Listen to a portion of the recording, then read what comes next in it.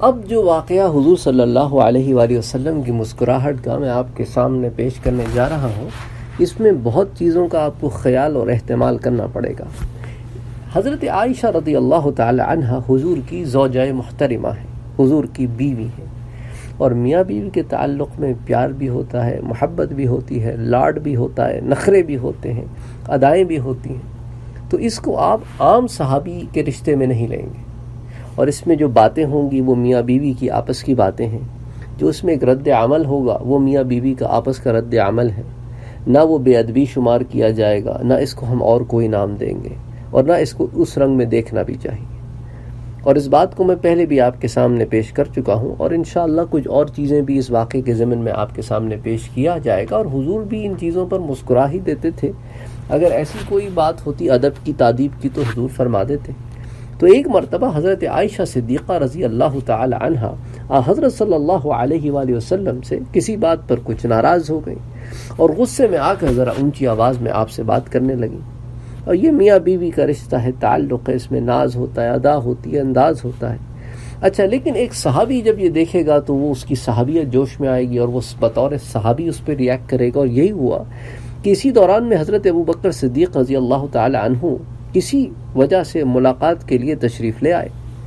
جب آپ رضی اللہ تعالی عنہ نے اپنی بیٹی کو آپ صلی اللہ علیہ وآلہ وسلم سے یوں مخاطب دیکھا تو غصے سے بےتاب ہو گئے۔ وہ تو صحابی کا ایک رد عمل تھا کہ اللہ کے رسول سے، بی بی عائشہ بھی صحابیاں ہیں، لیکن وہاں پر ایک میاں بیوی کا گھریلو رشتہ ہے، تو وہ غصے میں آ گئے، اور ایک ظاہر سے عمل تھا۔ تو یہ تو ایک تقاضۂ بشریت ہے۔ اچھا، ساتھ ہی ساتھ میں یہ بھی بتاتا چلوں کہ بی بی عائشہ رضی اللہ تعالی عنہ حضور صلی اللہ علیہ وسلم سے بے پناہ محبت فرماتی تھی، اور حضور بھی آپ عائشہ رضی اللہ تعالی عنہ سے بے پناہ محبت فرماتے تھے۔ خود حضرت عائشہ رضی اللہ تعالی عنہ فرماتی ہیں کہ حضور اپنی نال مبارک کو پیوند لگا رہے تھے، اور میں چرخا کاٹ رہی تھی۔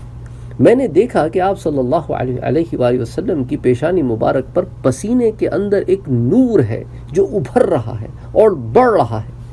میرے لیے یہ ایسا خوبصورت منظر تھا کہ میں حیرت سے کافی دیر تک دیکھتی رہی۔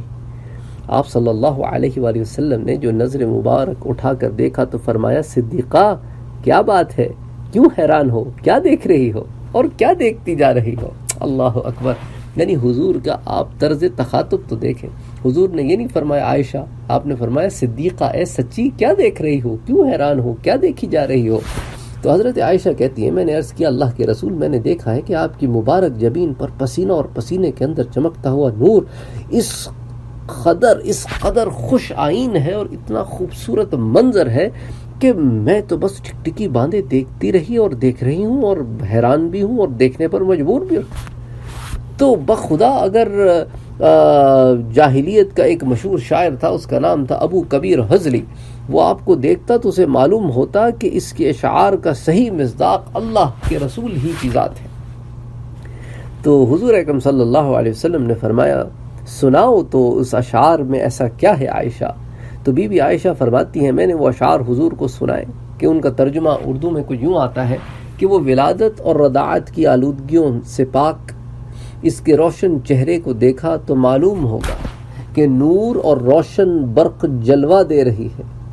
آپ صلی اللہ علیہ وسلم نے جب یہ اشعار سنے تو جو کچھ ہاتھ میں تھا رکھ دیا، اور حضرت عائشہ کی پیشانی کو چوم لیا، اور ارشاد فرمایا، عائشہ جو لطف مجھے تیرے کلام سے ہوا، اس قدر سرور تجھے میرے نظارے سے نہ ہوا ہوگا۔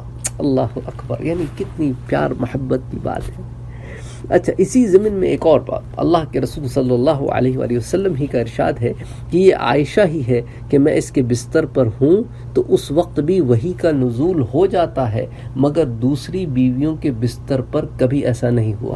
یہ شان عائشہ ہے، یہ شان عائشہ ہے۔ اچھا، اسی طرح ایک مرتبہ حضرت عائشہ صدیقہ اور حضرت حفصہ اللہ کے رسول کے ساتھ ہم سفر تھیں، ایک سفر میں تھے کہ حضرت حفصہ نے سواری حضرت عائشہ صدیقہ سے تبدیل کر لی۔ راستے میں حضور صلی اللہ علیہ وآلہ وسلم حضرت عائشہ کے اونٹ کی طرف گئے تو اس پر حضرت حفصہ رضی اللہ تعالی عنہ سوار تھی۔ رسول اکرم صلی اللہ علیہ وسلم اسی کے ساتھ ہی چل پڑے۔ حضرت عائشہ صدیقہ رضی اللہ تعالی عنہ یہ جدائی برداشت نہ کر سکی، جب منزل پر پہنچ کر سواری سے اتری تو اپنا پاؤں گھاس کے اندر داخل کر دیا اور کہا اے میرے پروردگار کسی سانپ یا بچھو کو بھیج کے مجھے کاٹ کھائے، اور وہ تو تیرے رسول ہیں، میں ان کی شان میں تو کچھ کہہ ہی نہیں سکتی۔ یعنی یہ برداشت نہیں ہوتا تھا کہ وہ سوکن کے ساتھ زیادہ وقت گزار لیا، اصل میں سواری میری تھی، حضور کو میرے ساتھ بھی ہونا چاہیے تھا۔ تو یہ محبت کا عالم تھا۔ بہرحال واقعے کی طرف واپس آتے ہیں کہ اللہ کے رسول صلی اللہ علیہ وسلم کے پاس حضرت ابو بکر داخل ہوئے، یہ ماحول دیکھا، یہ حال دیکھا تو بالکل غصے سے بےتاب ہو گئے، اور یہ فرماتے ہوئے تھپڑ مارنے کو آگے بڑھے کہ تم اللہ کے رسول سے اس لہجے میں بات کرتی ہو۔ وہ ان کی صحابیت، ان کی محبت، ان کا ایک اپنی محبت جو ہے وہ جوش میں آئی، اور وہ یہ بھول گئے کہ یہاں تو میاں بیوی کا آپس میں تخاطب ہے، یہاں پر تو وہ معاملہ ہی نہیں ہے۔ حضور صلی اللہ علیہ وآلہ وسلم نے جب یار غار کے یہ بدلے ہوئے تیور دیکھے، اللہ اکبر اللہ اکبر، تو جلدی سے اٹھ کر درمیان میں آ گئے۔ یعنی اگر یہ کوئی ایسی بات ہوتی کہ حضور صلی اللہ علیہ وسلم کو واقعی بی بی عائشہ کو کوئی ادب سکھانا ہوتا تو خود فرما دیتے، خود سکھا دیتے، کوئی بات کر دیتے، اور بیچ میں بھی نہ آتے کہ ہاں اچھا اس کو سبق سکھاؤ، پتہ تو چلے کہ اللہ کے رسول سے بات کیسے کرتے ہیں۔ یہ نہیں کیا، بلکہ اٹھ کر خود سامنے آ گئے، خود درمیان میں آ گئے حضرت ابو بکر کے اور حضرت عائشہ کے، اور حضرت عائشہ کو بچا لیا۔ حضرت صدیق رضی اللہ تعالی عنہ طیش میں بھرے ہوئے واپس لوٹ لیے۔ آپ صلی اللہ علیہ وآلہ وسلم نے ایسے ہی مسکرا کر چھیڑنے کی غرض سے فرمایا، کیوں عائشہ، بچا لیا نا، ورنہ دماغ ٹھکانے آ جاتا۔ اللہ اکبر۔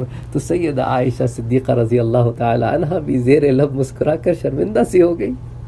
تو یہ گھر کے معاملات ہیں، یہ پیار ہے، محبت ہے، یہ میاں بیوی کے رشتے ہیں۔ اچھا، اس حدیث کو امام ابی داؤد نے جلد نمبر 2 میں نقل کیا ہے۔ سبحان اللہ۔